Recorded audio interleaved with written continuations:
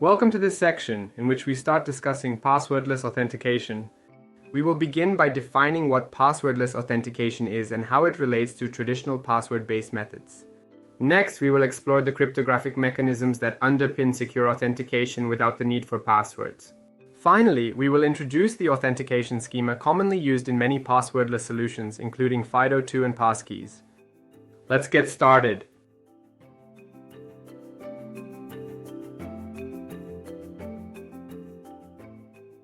Wouldn't you love to live in a passwordless world? No more complicated passwords to remember and change frequently. No more guessing which password you used for a particular site. And no more relying on password managers to store hundreds of passwords for services you might not even recall using. Sounds perfect, right? We're getting closer to that reality, but even though a world without passwords sounds great, we have to accept that passwords aren't going away anytime soon, if ever. In some situations, passwords still do the job just fine. So what does passwordless really mean? Here's the twist. Going passwordless doesn't necessarily mean eliminating passwords entirely. Instead, it means no secret like a password is sent from the user side to the server. But wait, how can you authenticate without sending a secret? Isn't authentication all about the user and server both knowing the same secret? It turns out we can solve this differently through cryptography.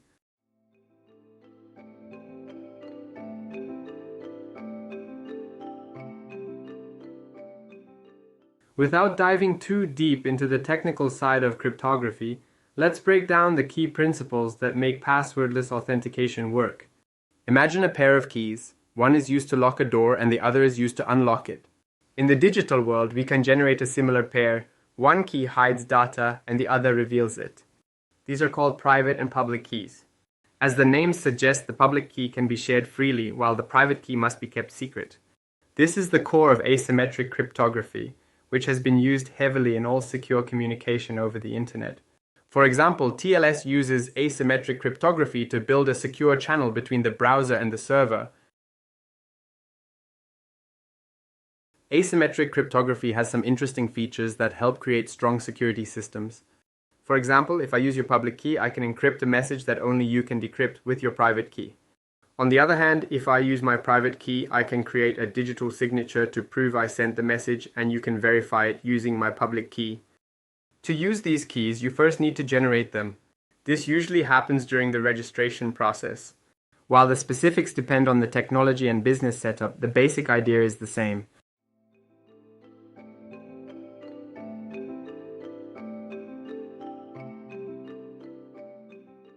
So how do we apply those features to achieve passwordless authentication?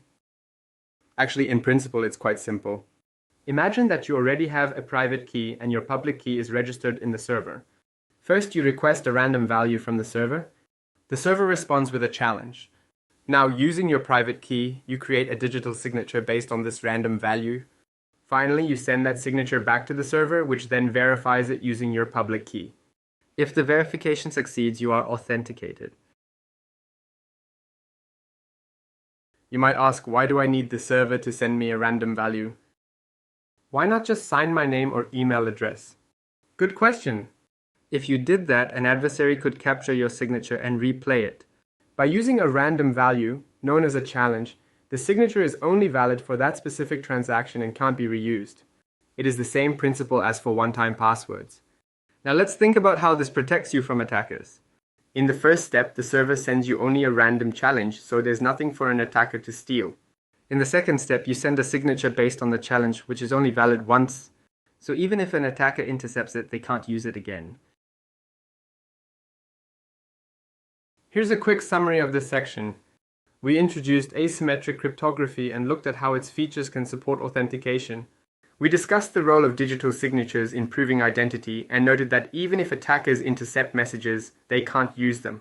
But what about advanced threats like phishing with adversary-in-the-middle attacks? Basic signature schemes don't fully protect against session theft through malicious proxies. However, real-world systems address this by adding extra security checks to strengthen the cryptographic foundation. One widely adopted solution is the FIDO2 protocol, along with its variation, passkeys. Next, we'll dive into how these technologies work in real-world scenarios.